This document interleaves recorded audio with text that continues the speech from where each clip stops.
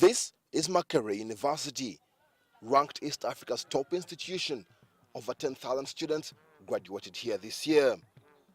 A new report by the Inter-University Council for East Africa, however, shows more than half of East Africa's university graduates are not well prepared to work in their fields of study. Uganda had the worst record, with only 63% of its graduates fit for the job market. Tanzania, Burundi, Rwanda and Kenya closely followed. Some scholars, though, disagree. We have some of the best medical doctors produced by our universities, both in Uganda, Kenya and Tanzania and Rwanda. We have some of the best engineers and have been proven practically. 90% of the medical personnel in these hospitals are generated from Uganda in all our schools. And if anything, Kenyans, Tanzanian students and Rwandese are coming to our schools. Are they coming to be given the worst? Concerns have been growing over institutions' effectiveness in preparing graduates to be competitive.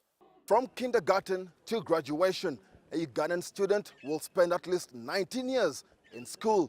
Critics of the education system say, even despite those many years of schooling, students are taught fewer practical skills needed for the job market.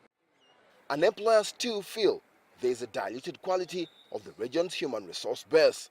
It's no longer enough for us to have or to bank on the products that come out of the universities or institutes without necessarily going into additional costs of retraining them on the job. Right now, what happens in industry requires additional retraining. People need to be trained on the competences and skills other than the knowledge alone. It is estimated more than 40,000 young people graduate from Ugandan universities each year. But the Ministry of Education says the private and public job sectors can only provide around 8,000 jobs annually. Questions are being raised about the falling quality of education. Let the universities also define what sort of products do they want after 3 years. So these institutions, the universities, must be conscious that we must produce a competitive worker who will compete with a Chinese, who will compete with any other person. This is not an island. Today we are in a global village. Manpower is moving all over. Training and job creation are among the targets suggested for the region's development goals.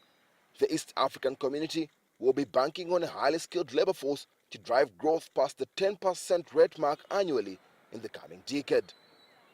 Ssenyange, CCTV, Kampala.